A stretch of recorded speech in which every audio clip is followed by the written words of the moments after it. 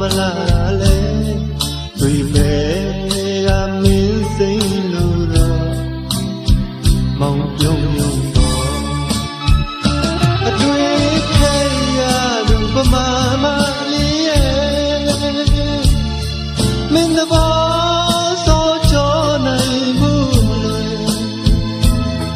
ပန်းကလေးစက်ကူနဲ့လောက်ထားတယ်လို့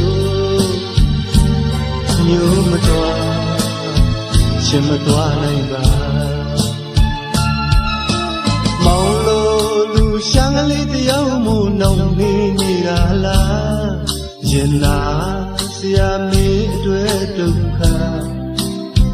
ဖန်တီးရတော့